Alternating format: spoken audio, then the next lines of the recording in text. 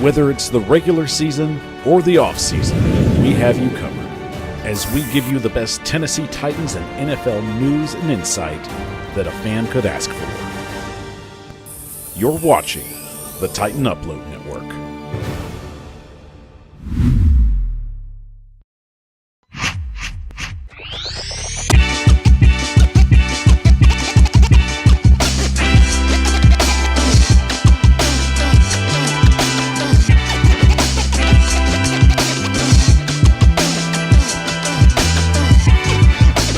Watching the Power Hour with your hosts, Michael Bishop and Tyler Staggs.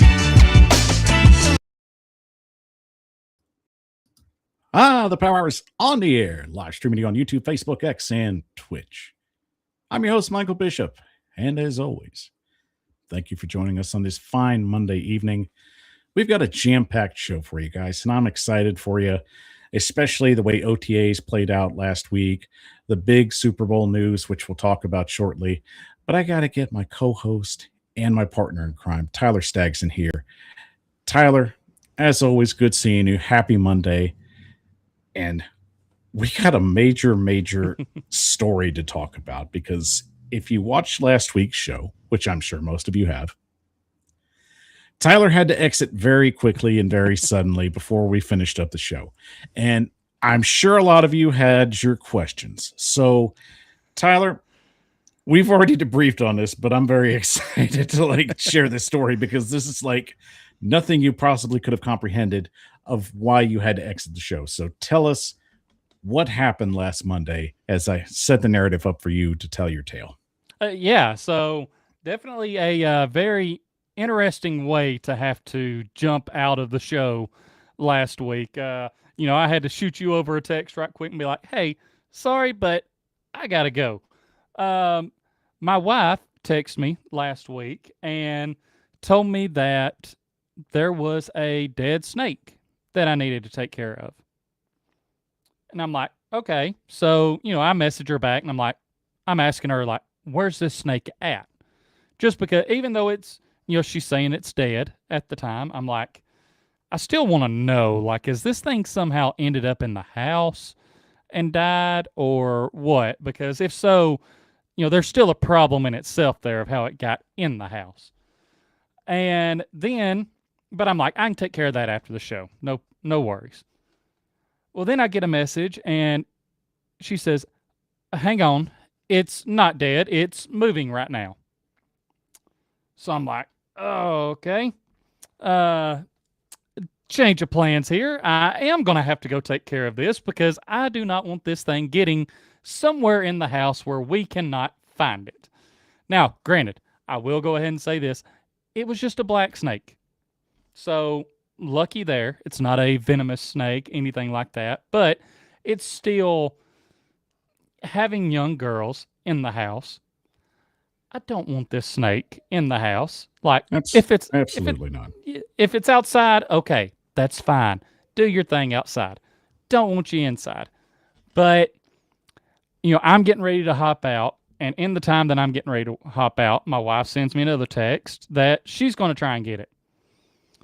Well, then by the time I get out there, she's already apologizing to me. And she said, I'm sorry, I was trying to get it. It went around in our linen closet here, where we just so happen to have where a lot of our HVAC stuff comes up, and your return where you put your air filter, it's on the wall opposite. If you were to go straight through the wall from our linen closet into our living room, that's where our return is.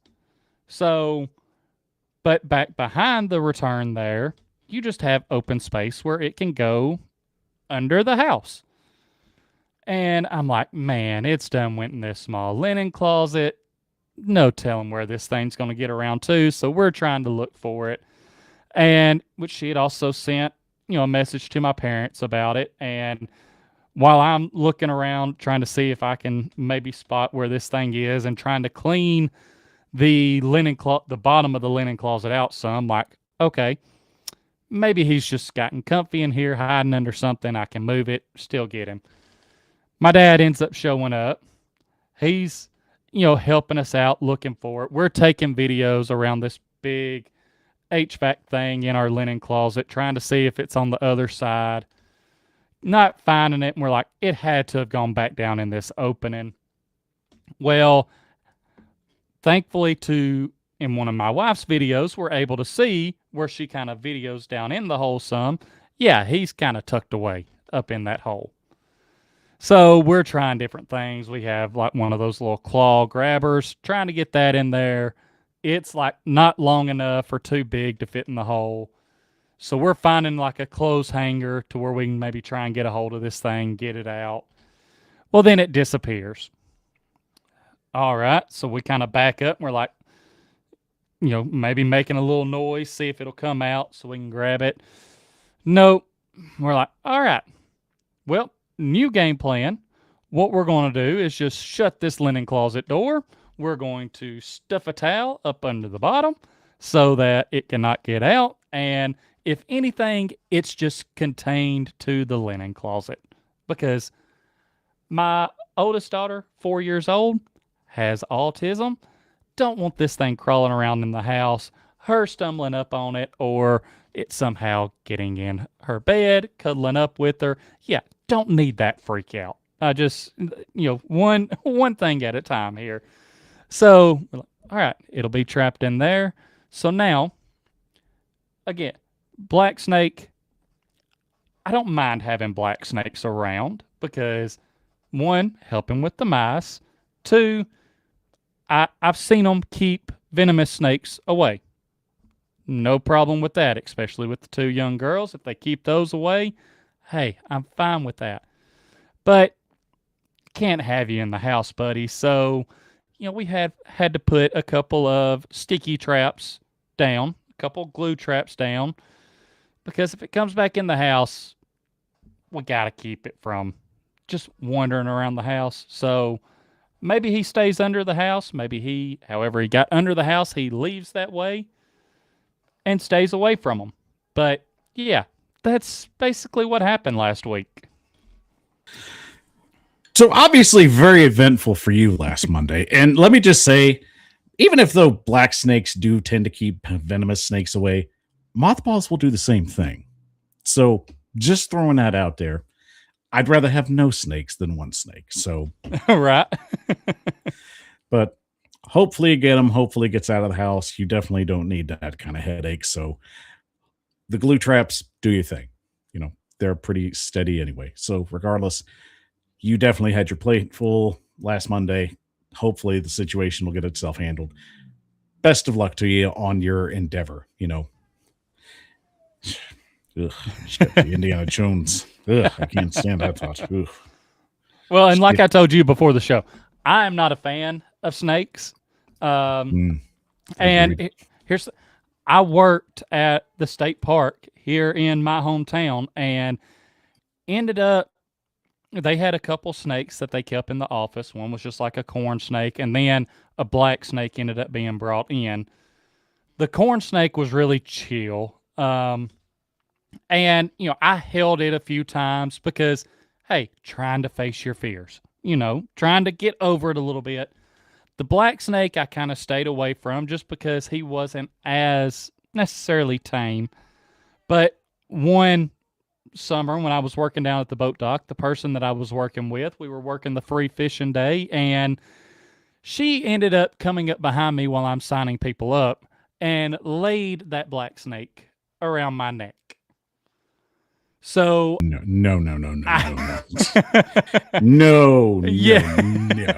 So I freeze in that moment, and I'm like, and I ended up holding that snake for kind of the rest of the day. Would have it on my arm here so I could still kind of keep track of its head. Tried to go up my sleeve a couple of times, and I'm like, yeah, no, buddy, you're staying where I can see you. But again, still a little bit more tame than actual snakes out in the wild here. So even me leaving last week to try and go take care of it, I'm having to mentally hype myself up like, okay, you're doing this for your family. You got to catch this thing. Like, just get it. Just reach down and grab it. You got to do what you got to do. And that's the mindset that I was in to go out there and get it. Even though I didn't want to be, that's where I was at. Well, you definitely, as I said, had your hands full. I I don't know, like the thought of just a snake being anywhere close to a house or vicinity of just where your loved ones live. I mean, I've had my fair share of run-ins with them as well. Unfortunately, mine are more venomous than anything. I definitely have tales, especially from when I worked for FedEx. I can tell you I've saw copperheads, I saw water moccasins, I stepped over a timber rattler delivering a package once, and I didn't even realize it. Like, let me tell you something. When cicada season's going on, that's the last thing you think of stepping over.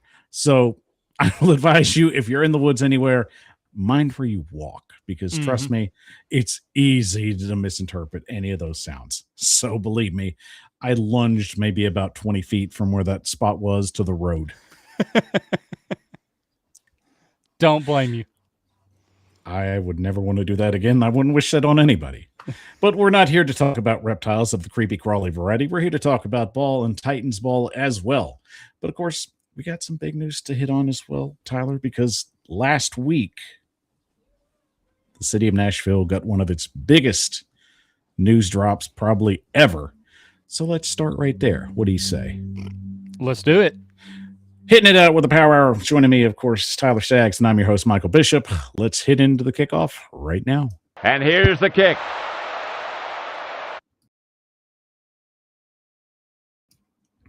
So we already knew this was coming.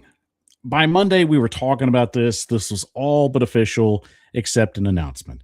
Then as Tuesday afternoon hit, it was 100% official as the city of Nashville was selected by the NFL to host Super Bowl 64 heading into 2030. And Tyler, the city, Titans, Twitter, TikTok, everybody that could get to any platform was buzzing. And I mean, we definitely talked about it, especially on our platforms. But give me your feelings. I mean, this is not only a massive day for the city of Nashville, but for the entire state of Tennessee as a football representative. Yeah, I mean, as soon as we saw that the news was official, I was excited. And, you know, I even told you that I feel like this is, it's kind of the perfect time frame in my eyes, because you have obviously the new stadium that will be ready to go next year. So it still allows for the Titans to have a couple of seasons in the stadium before, and, you know, just Nashville in general have a couple of seasons in the stadium before they host the Super Bowl.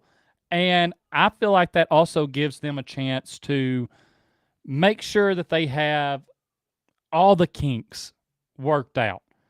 You know, figure out how tough the parking situation is going to be for everyone, ways of getting around, all of that. They can have it figured out.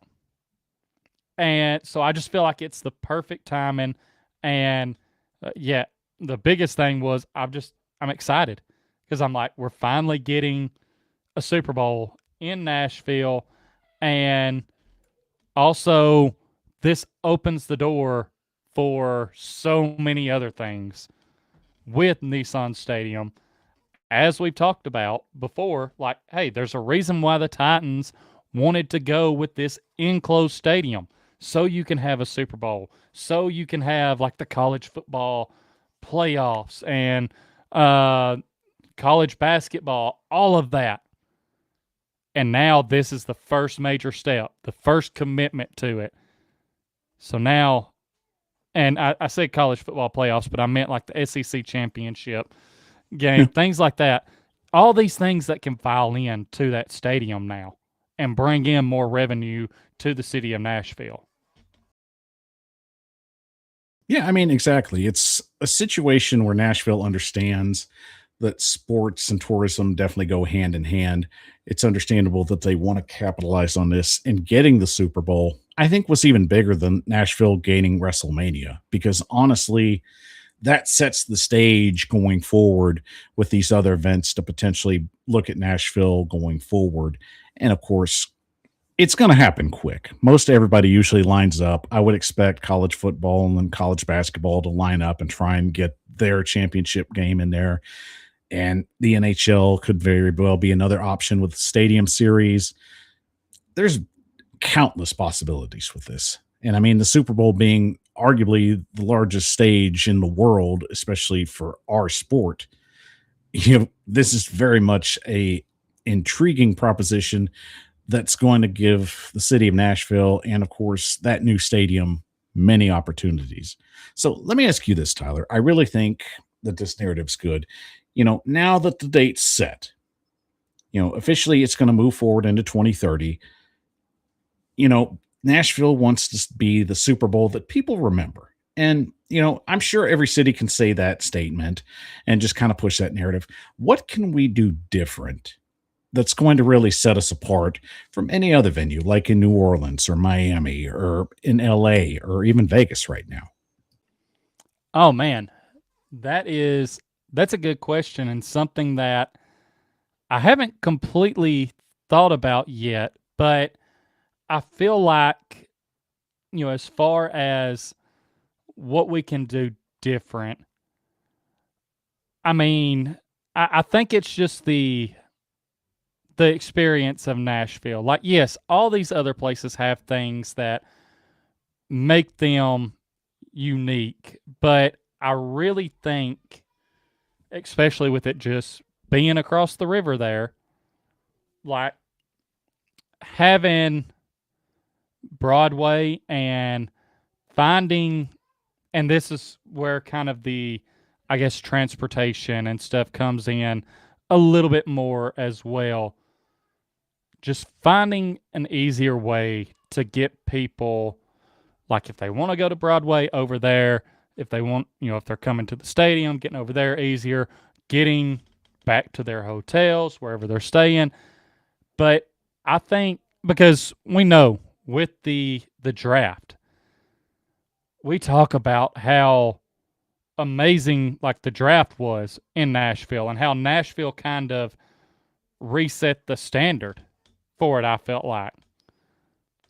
So I feel like Broadway is what kind of can give them the leg up there. And I mean, Broadway's a big selling point right there. That's understandable. It's Nashville's bread and butter. That's where tourism happens. It's full of bars and restaurants and everything that a tourist would be looking for, especially in Music City. So that's the selling point, I think. But I also feel one of the narratives that Nashville had to sell was, what can we do outside of that? And I think East Bank was a big selling point as well. You have a massive amount of land right there that you're putting a new stadium in, that's going to be surrounded by potentially a parking lot. A new hotel is going to pop up here.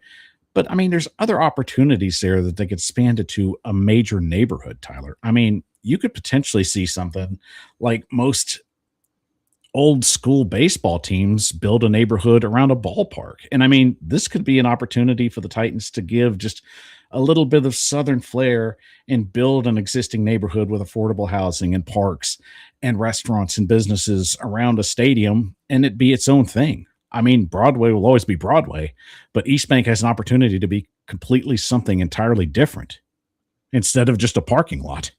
Yeah, and I agree. That's and I kind of thought that might be where you were gonna go with it as well, because you're gonna have all of that space, and that this has to be something that they already have. Like, they've got ideas floating around for what they want to do right there, and especially for like that Super Bowl week, how they can make that experience around the stadium even better.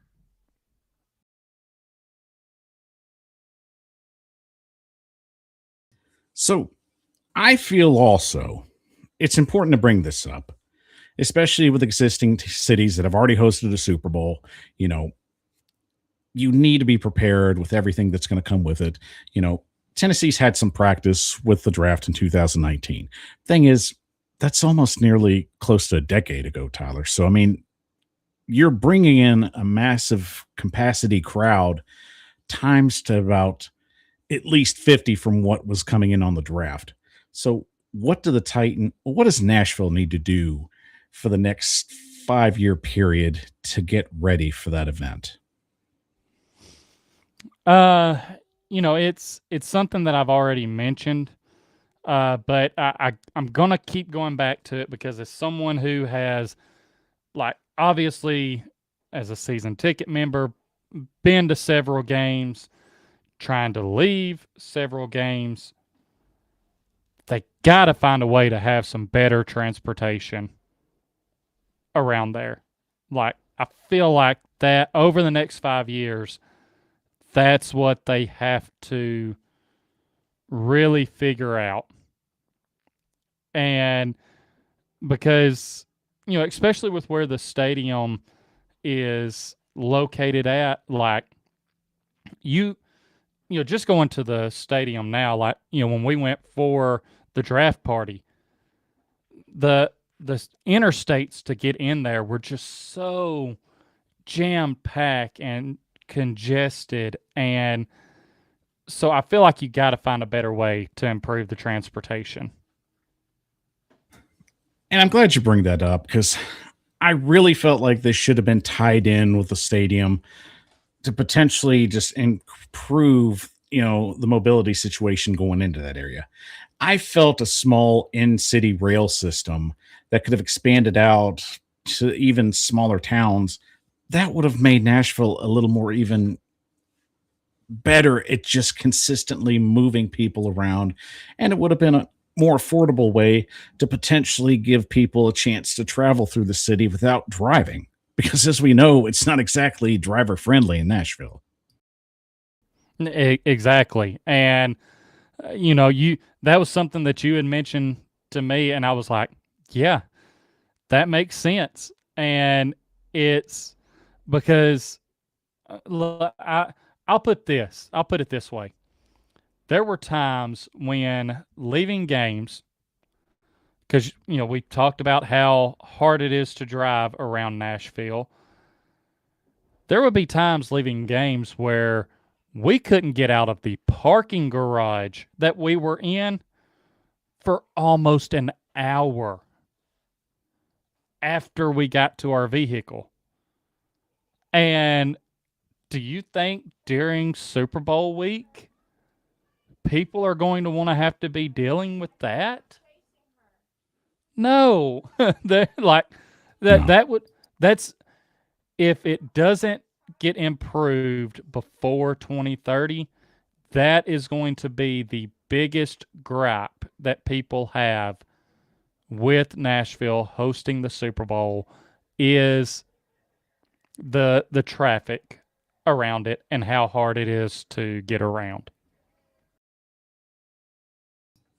Now, of course, Tyler, I think the biggest factor that we're not bringing into the conversation, mobility is a big issue that needs to be solved within that time frame. The surrounding area, cleaning up that area and making it more just accessible to tourism, and especially with the large crowds that'll be going in 2030. But one big issue that no one can control at this point, and I think is also vital to the success of Nashville being a repeat city for getting Super Bowls, is the weather. And I can easily say it's really wishy-washy in the month of February. Y'all, Matt, that might be an understatement because you never know. I mean, you could have nice, clear days, nothing going on, or the start of February seems to be the time now when, like, the ice and the snow and everything else wants to come through. And it's like, we definitely don't need that in 2030. And like I said, nobody can control that. Whatever's going to happen is going to happen.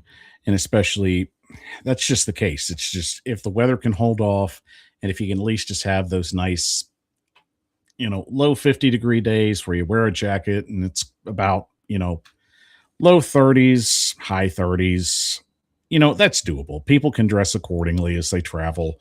I mean, they had a Super Bowl in Minnesota. I don't think they're too concerned about people traveling to these things. But I do understand that the NFL wants accessibility. They want people to get to and from where they're trying to go. And weather's going to be a big factor, especially in the month of February. So I don't think it'll be a massive problem if we can get those kind of days. But like I said, that's just that's an educated wish at that point. So finishing it off, Tyler, everything is just exciting. The whole vibe is just excitement. We've got a long ways ahead before this becomes a reality and a lot of work to get it going. So what's one thing you would like to see at this stadium, or at least in the area on East Bank, that you think would be kind of a way to push this thing into the right direction and help it be successful for 2030?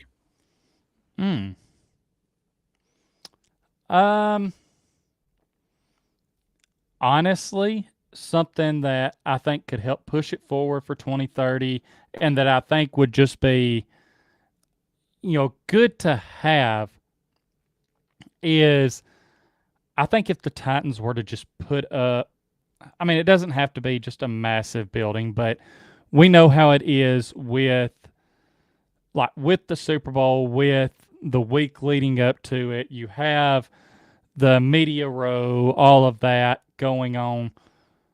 I think it would be smart to throw up another building over there somewhere. It doesn't have to be right up against the stadium, anything, but just have another option, another building where things can be going on right there close to the stadium.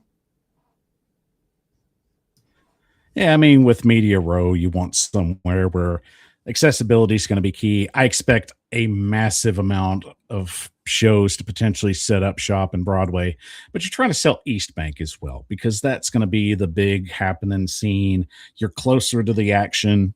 Broadway's going to get their action. It doesn't matter. There's going to be people going in and out of there, but you're selling East Bank, like you said, and you definitely want a venue that's going to be closer to everything being set up for the festivities. So big sell right there.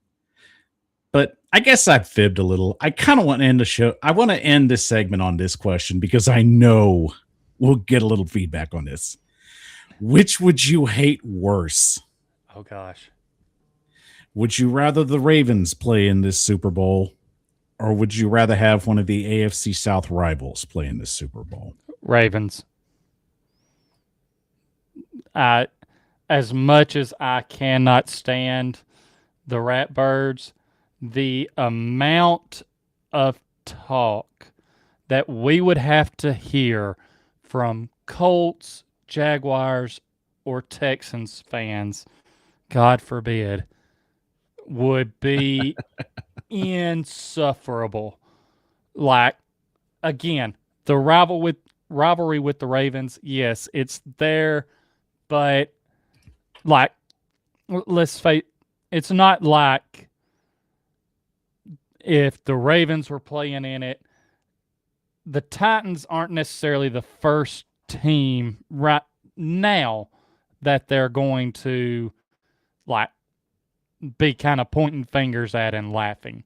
Whereas if it was any other team in the AFC South, yeah, their fans are going to be like, hey, we're in your city playing in the Super Bowl. And if they won it, oh my, nope. I admit your honesty. I appreciate so much at this point. The first Super Bowl that Nashville hosts and an AFC South team besides the Titans being in it, and if they were to win, we would never hear the end of that. No. Especially if it was the Jags or the Texans with their first Super Bowl win. No. So you would definitely go with the Ravens in that point. You can live with that narrative. Yeah, I could live with the Ravens. I would rather it not be the Ravens or any of the AFC South teams. Let it be the Titans. But if it came down to those options, yeah, Ravens, I'd rather deal with that. Any NFC team you wouldn't want to see in new Nissan Stadium?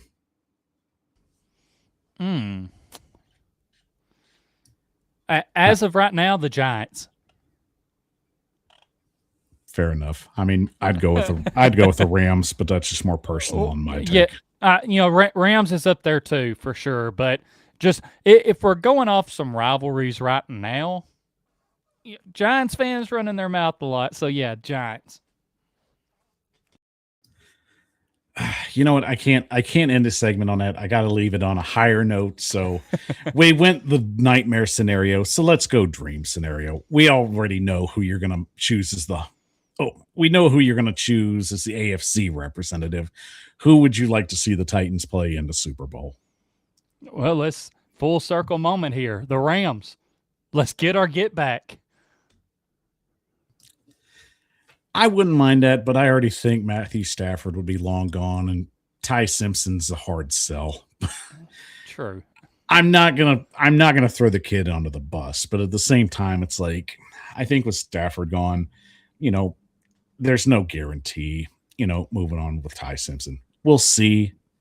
But shout out to Titan Upload for this suggestion yesterday. We were talking about this, but why not the Bears and the Titans? Caleb Williams versus Cam Ward. I think that'd be a fantastic matchup. Yeah, that would be good. And I'm pretty sure everybody would be very interested to see the Tennessee Titans play the Hammond Bears. That is not going well, and I feel for the Bears. I really do. Oh, man. My sympathies to you guys, really. All right, guys, we'll take a quick 30-second break, and when we come back, CARNELL Tate has had himself a week. How far can he go? We'll talk about it next after this break.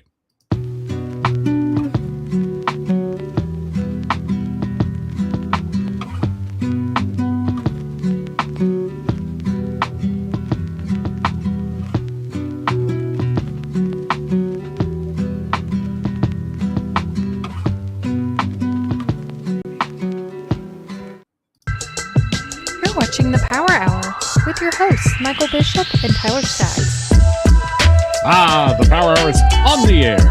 Live streaming you on YouTube, Facebook, X, and Twitch. I'm your host, Michael Bishop. And as always, thank you for joining us on this fine Monday evening.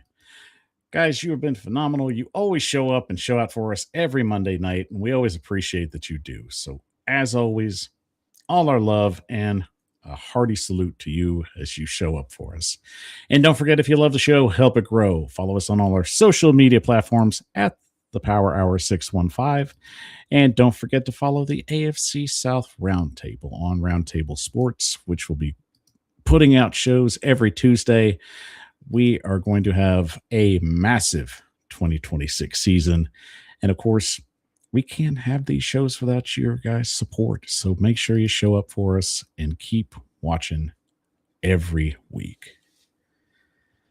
Well, Tyler, speaking of watching every week, we enjoy the fact, especially when OTAs go on and they're kind of spared out sparingly, where we can get a little bit of just insight to what the teams are getting ready to do for the 2020 season. And the Tennessee Titans have also been a prime example of what a team could potentially look like heading into a brand new season with a lot of interesting storylines going forward, and none other than our first round pick of 2026. CARNELL Tate has definitely looked the part and even brought a little bit of conversation to the table. So let's go ahead and hit our next segment and get things rolling with CARNELL Tate and how great he can be.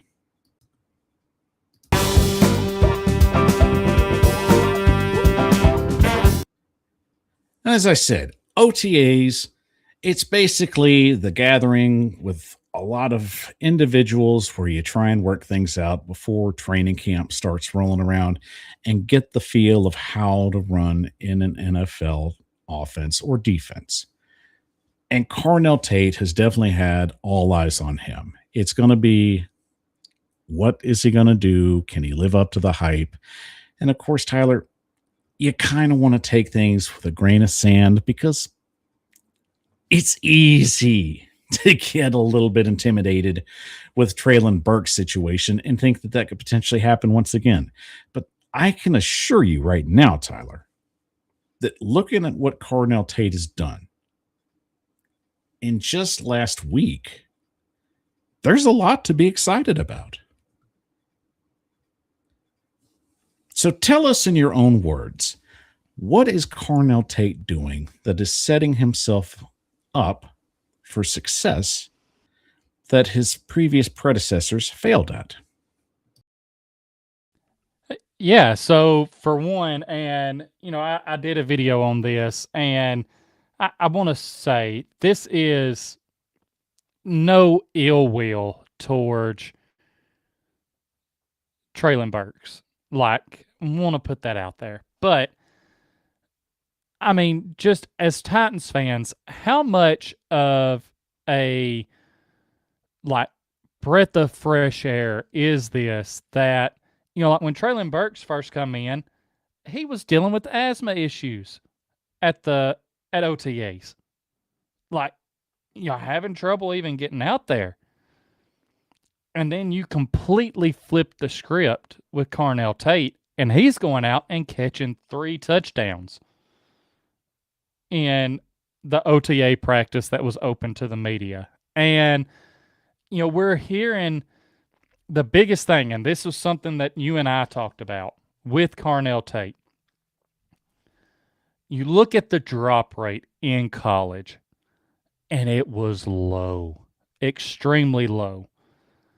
And things you're hearing from several different people coming out of Titans OTAs, the man doesn't drop the football. Like, he's reliable. He's going to be there making those catches. And, the Titans social media team, they teased us a little bit. They gave us one of the touchdowns. And you get to see him just going up, picking the ball out of the air, still having the spatial awareness and the body control to get both feet down in the back of the end zone. And he's smooth with everything that he's doing. With his routes, he's smooth with them. Cam Ward's talking about how, Cam Ward is basically daring other teams to run press man coverage against them because Carnell Tate is he can get open against it. He's able to do that. He's able to stride out and get open even against, like, if they're not pressing. But the biggest thing is just his ability to catch the football and not drop it. I believe it may have been Austin Stanley that talked about it, where aside from the touchdowns, there were several catches that Carnell Tate made where the defender was right there, like coming in to try and make a play on the ball as well and swatting at the ball. And Tate got his hands on it, and it wasn't going anywhere. He was holding on to it. Yeah. And those are the biggest things to me. Like, especially after last year, you look at how many drops guys had, and it's like, oh, doesn't look like we're going to have to deal with that this year. Grant, like you said, take things with, a grain of salt right now, and just kind of, it's one OTA that was open to the media, but still, it's just a complete flip from what we saw with Traylon Burks. And here's the difference right here, and it's the biggest selling point. You go into a situation as a rookie, and how you're in that situation, you have to have guys around you that are going to help you build and move along in the process of how to be a professional. What is the biggest problem, Tyler, that the Tennessee Titans wide receiver room has suffered with since, let's say, A.J. Brown got traded away? Just guys being able to get open.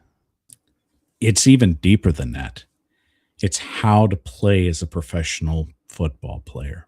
And there's never been that sense of veteran leadership that's been a place stay in that wide receiver room. Carnell Tate has come into a really good situation here. He's in a room with Wandale Robinson, Calvin Ridley, guys who understand how to practice as professionals, how to go about your business, how to work every day in and out, and what it takes to be successful. You also have two year two guys that got a lot put on their plate and are willing to take the next step going forward. One of them, an all pro and pro bowler. So Carnell Tate, while he's going to have a lot to learn and basically he's going to be thrown into the fire at times, it's not going to be as stressful because you have other pieces around you that can help you succeed. I honestly feel this might be the best set up wide receiver room that we've had maybe ever. And you can call me crazy for that, but I mean, I'll let you have your take on it.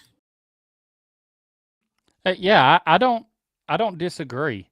I think now, obviously, we haven't seen these guys actually like play a down of football together yet, like actually against another team, things like that. But like you said, you have two year two guys that were thrown to the fire last year. And I don't think that was necessarily the plan for them. But injuries happen. They have to step up and play more. And I even said this last year that it was a good thing for them because they're getting that valuable experience. And then you mentioned the veterans with Wandale Robinson, Calvin Ridley, and obviously Ridley coming back from his injury, but they're able to provide that veteran wisdom to Carnell Tate, and just all around, when you look at it, I think that's a fair assessment for you to make. I mean, think of it this way. When Treylon Burks got drafted, I always felt just in my mind, even before the trade went down, that you're trying to pair him with somebody that's going to make life easier for A.J. Brown. And I'm not trying to pull off scabs and, reveal old hurts again, but that was my mindset in that draft. You wanted to pair your young budding star with another potential guy that can take pressure off him. And we've been trying to find that ever since that trade went down, Tyler. I mean, let's be honest. I think Calvin Ridley's serviceable. I think he can play at a high level and get over 1,000 yards if you ask him to in the right setting. But you also understand the fact that, he's definitely had his fair share of troubles here, and you wanted more from him. But it's understandable that with what Cam Ward is trying to do in year two, and I think the biggest selling point of his success is having guys that he can consistently rely on. I like that Calvin Ridley will be back next year, healthy, and is definitely going to be contributing. While some people don't like that idea, I want to make life on Carnell Tate a little easier. Adding Wandale Robinson at the slot. You're trying to give him a true slot receiver and a check down guy. Chimry DK and Alec Iamaner, I think, are due not for any regressions, but I think we'll have better opportunities potentially having a guy like Carnell Tate to really just take pressure away from Cam Ward and to give him opportunities to make better throws down the field. And that's what we're trying to get in year two.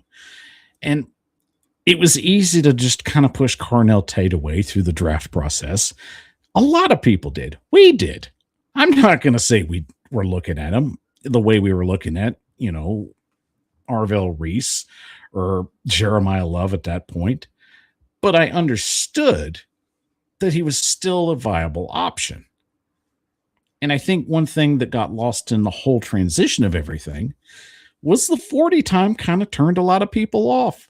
But it wasn't necessarily anything that should divert attention from him or hurt his draft stock.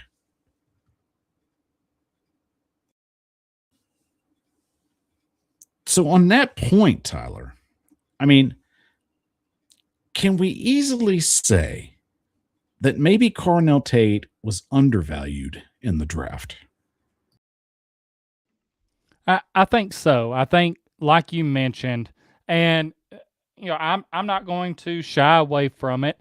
Before the draft, I said that I felt like CARNELL Tate was a guy that you could probably trade back a little bit and still get him.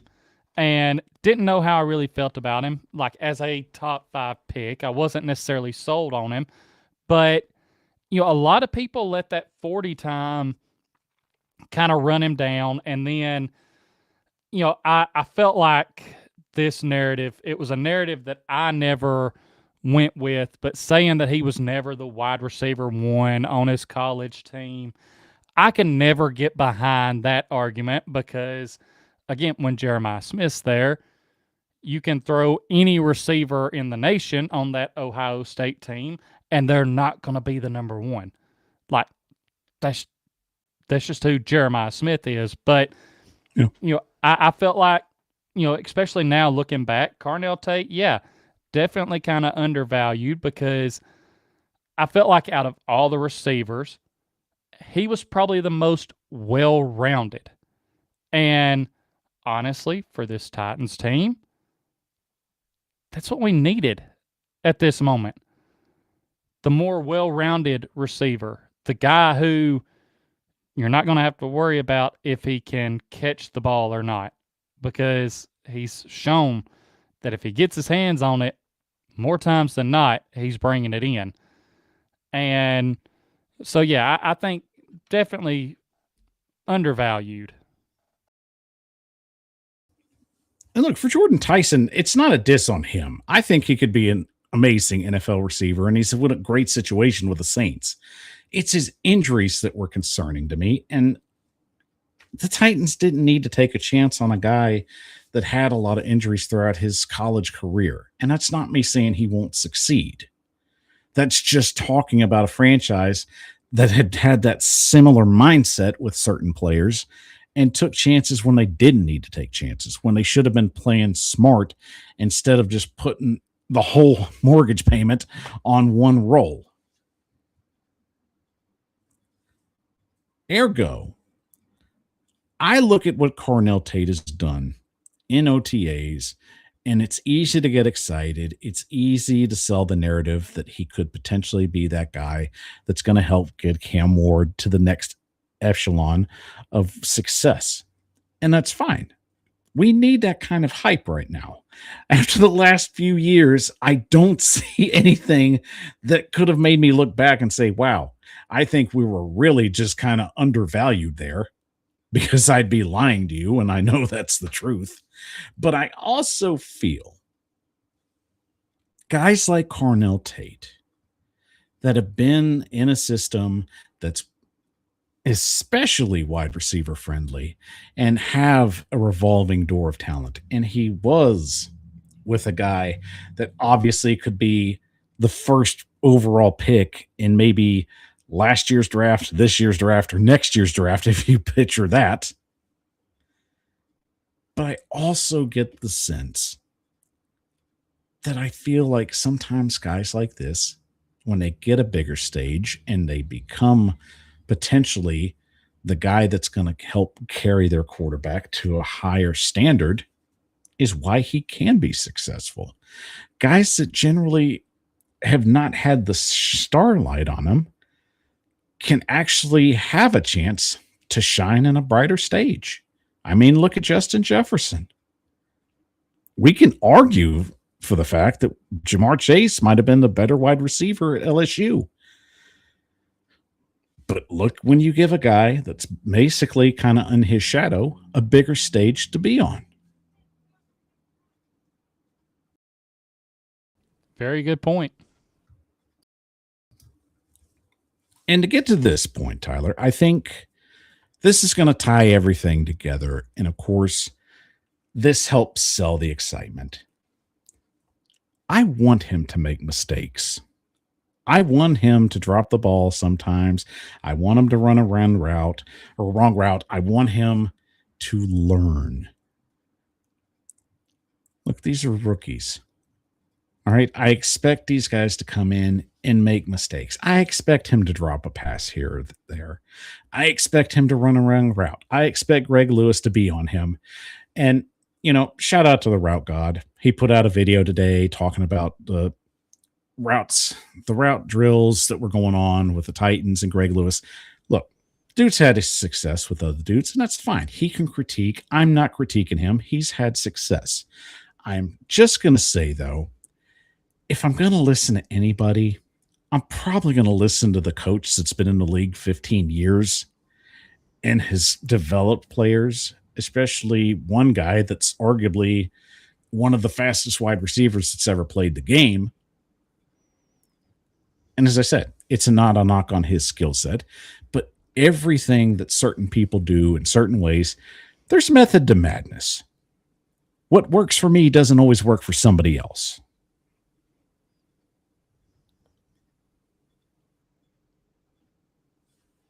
Exactly. And, even with that, it's, this is not a shot at him or anything, but he's getting a small sample size of what's going on at the Titans practice there. Like, you're not getting the full context of it.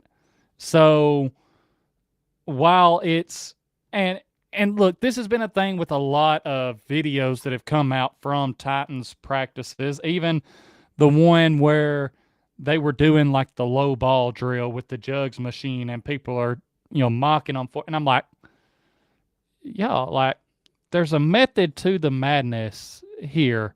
Like y'all are just getting these small sample size clips and not having all of the context. Yeah, maybe a quarterback's not going to throw the ball that low, but sometimes it happens. And if you can work on the receiver being able to adjust to that, I mean, as a receiver, as playing any position, you want to master your craft. You want to make sure that you're ready when your number's called, no matter what happens, which means preparing for the unexpected. Like, so, maybe they need to take some of these videos with a grain of salt and realize may not know the whole context to this. And that's a great selling point. It's preparing for situations that you probably wouldn't think would happen when they happen. It's preparation for that. Understandable. You're not going to understand why they do some of the things they do, but you do those things so you're prepared for them. This is the NFL. Crazier situations have happened. And if you build yourself up for that moment when it happens, if it ever happens, I'd rather have them ready for that situation comes, or they mess it up and it costs us a game. Consistency. It's finding ways to improve yourself in the vacuum of what they do on a daily basis. Prepare yourself for the unprepared. That's about the best scenario you can prepare yourself for, because you never know what you're going to need to do. And when the situation comes and you're ready for it, then you're ready for it. So can CARNELL Tate be the next great Tennessee Titan wide receiver? I am hoping he can. And that's about the best answer I can give. It's been kind of a dry spell. We really haven't had a guy that's been able to just step in that role and handle business the way they need to. But at some point, somebody has to just have that connection with the quarterback, with the offensive coordinator. Why not now? Why not this situation that has placed itself in front of us? I don't see that as being too much to ask, but I love the fact that this scenario has come and people are excited about CARNELL Tate, especially now that time's passed and they've gotten to know more about him. And the feeling is just embracing. So you can be excited about that. You can have that narrative and embrace it. Don't be afraid of it. CARNELL Tate is definitely not Traylon Burks. They're two different fruits, but at least with this fruit, you kind of feel good from where it came from because it's a pretty sturdy garden. So with that being said, let's get to our final segment after this quick break. We love you. We mean it, but we got to kick you out and get you back into the real world. So, quick 30-second break, and we'll hit closing time.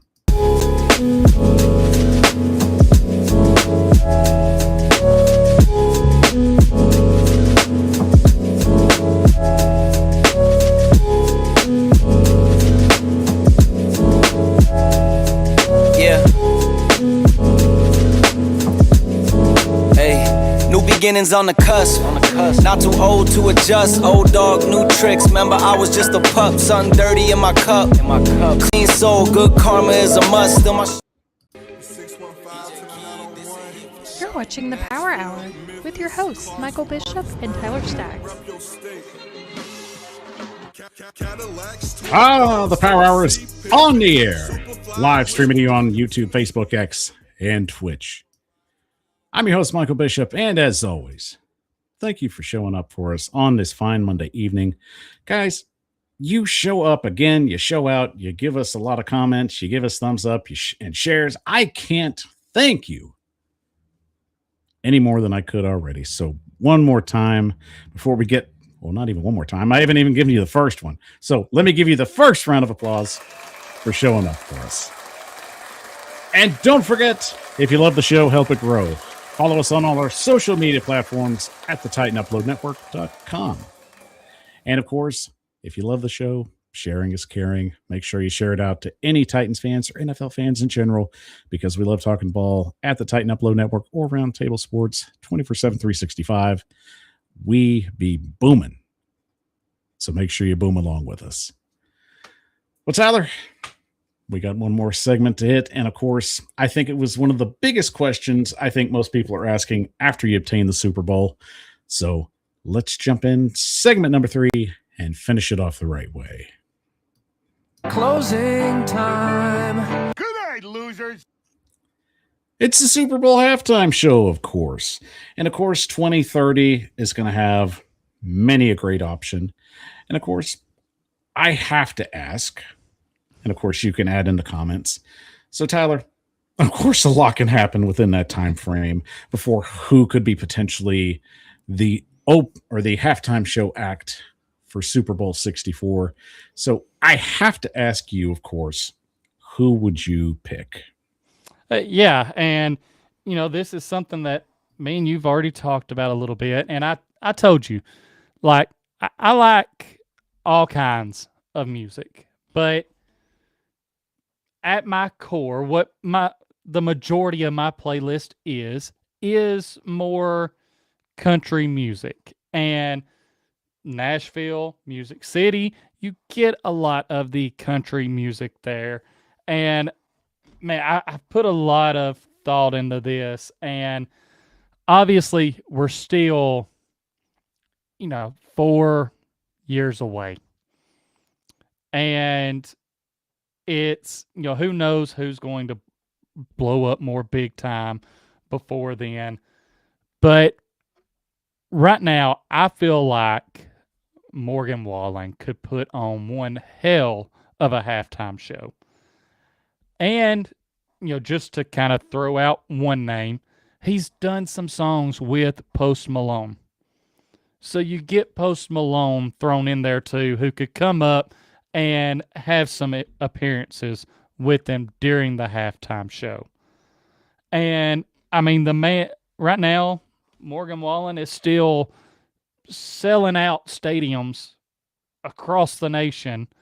And so, I feel like after putting a little thought into it, I also thought about someone like Luke Combs. I think he would put on a great show as well. But the possibility of adding like Post Malone in there too, Morgan Wallen kind of has my vote right now. So you're sticking with like just a country kind of vibe, Nashville.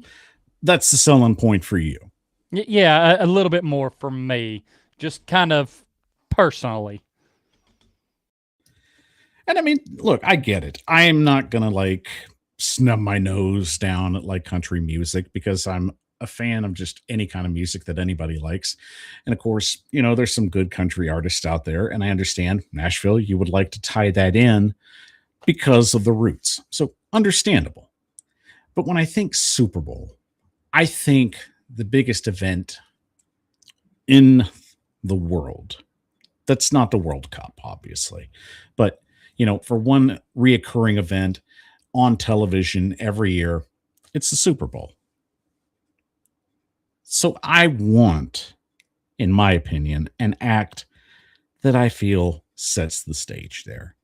And look, there's a lot of great country artists, and I have no doubt that they could sell out that kind of opportunity if given it. And it's understandable. Morgan Wallen, definitely right now, hottest thing in country, I think would do a very good show.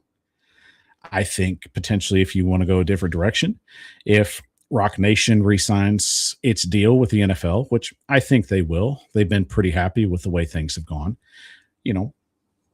depending on that 4 years, depending on whoever they get, it kind of sets the stage up going forward. So let's just go from there. I think if you're going just an old school vibe, maybe rock and roll, I think Metallica would be a great halftime show. If you're going, more hip hop and R&B, if Drake hasn't done one yet, I think you go that road. Of course, I'm going to say it, and she's up on the prompter because I think, especially with hometown ties, and I think she's arguably the biggest artist in the world, even though she's not doing anything. And 4 years could change. You're going to want Taylor Swift, especially on a stage like this. And I could go on and on and on about it, but I'm sure Carrie's going to be on my side with Taylor Swift, though. As you said. Because I'll put it to you this way, and I think there's really a good theory right about this. Travis Kelce's already re-signed a 3-year extension. Will he play through it? I don't know. I think maybe that's one reason why she hasn't kind of put herself out for the halftime show, which she could. Mm-hmm. I'm not saying it's impossible, but they're getting married, and I think that's just a lot going on right now, so that's probably the last thing she wants to deal with. And there was the tie-in with Pepsi, which I think she has a deal with Coca-Cola. So that kind of just wasn't going to work out either. So once Apple Music took over there, I think there's a better viable chance. So I think within that 3-year period, if Kelce plays through those 3 years and then he retires, I would say that Nashville's very much on the table. Yeah. And looking at it that way, I think it would be almost better if she was going to do one to wait until he does retire, just because for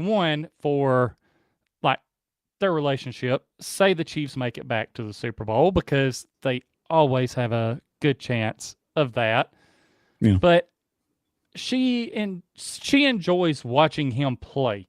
She gets into the game now. I know when they were first getting together, people were tired of seeing her on the broadcast and everything, but she's just there to have a good time and support her significant other.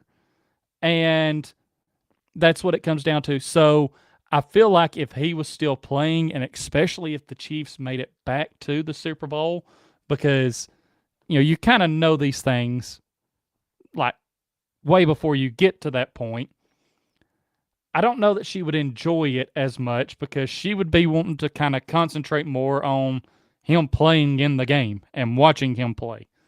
But if she waits until he retires, then you don't have to worry about that. Yeah.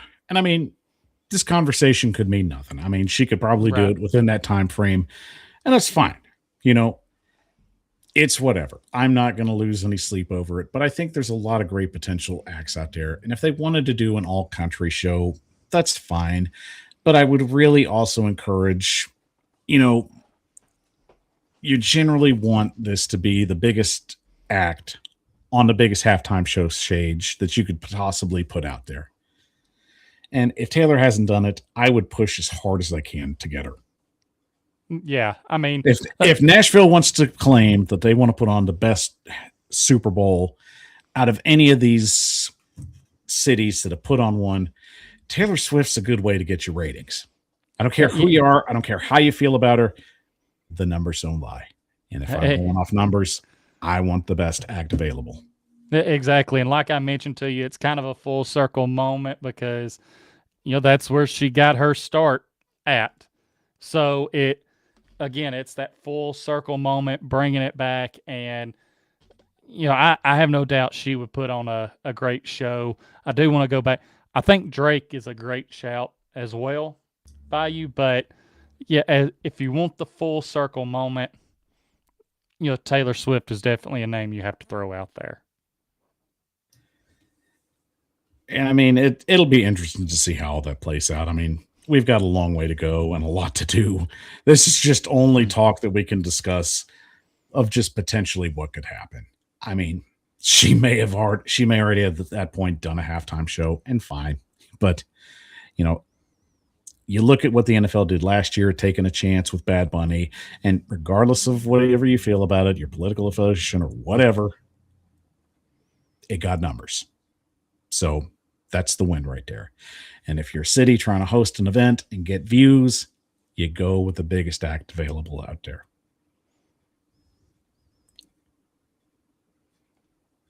But hey, like I said, you put on the right country show with the right people, I think it'll be a stellar show.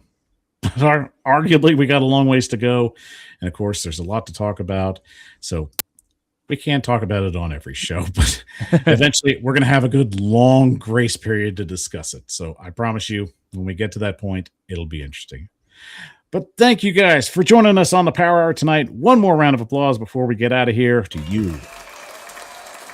And don't forget, if you love the show, help it grow. Follow us on all our social media platforms at the Power Hour 615. And of course, check us out at the Titan Upload Network and Roundtable Sports. We are going to be very, very busy this off season, and I can assure you that's really where we put in our work. Because as I say, Tyler, the regular season is about as cupcake cutter as you can get. Mm-hmm. It's when we cut our teeth in the off season and the interesting little tidbit stories when training camp's going on, and then we get to the real good stuff. So May's coming to a close. And, of course, we'll be in training camp before you know it, guys. So, Tyler, before we get out of here, I will leave you with the final thought of the show before we get out. And I'm glad you come back to me with this final thought because I've got it locked and loaded here. Stay away from the seed oils.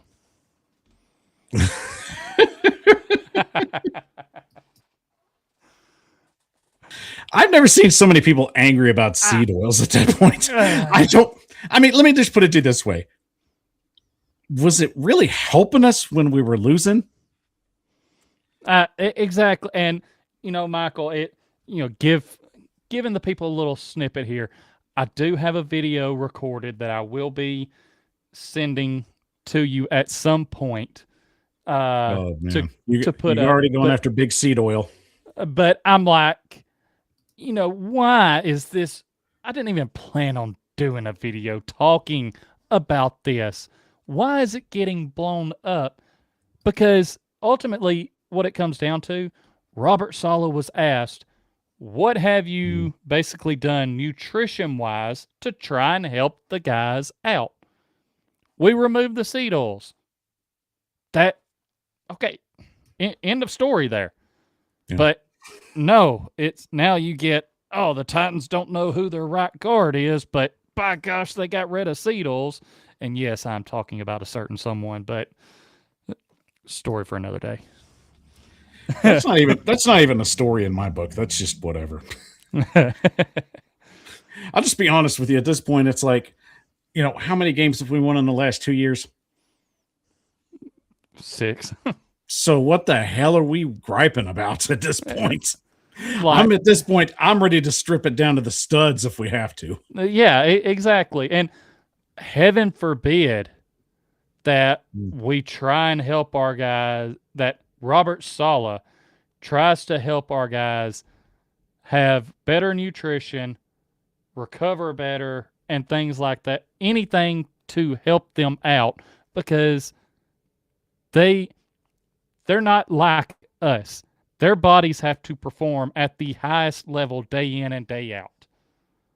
So, yeah, if getting rid of seed oils helps that happen, Sign Get me rid up. of them. Sign me up. I'm not mad about it. Oh, Lord. I thought you'd like that for the final thought, though. You know what? We needed to hit on it, and I'm glad we did, but there was no way I'm making an entire show about seed oil. No. I'm trying to entertain people. All right, guys. That'll do it for us. We're out of here. We will see you next Monday. So for Tyler Staggs, I'm Michael Bishop. And as always, take care and tighten up. Tighten up.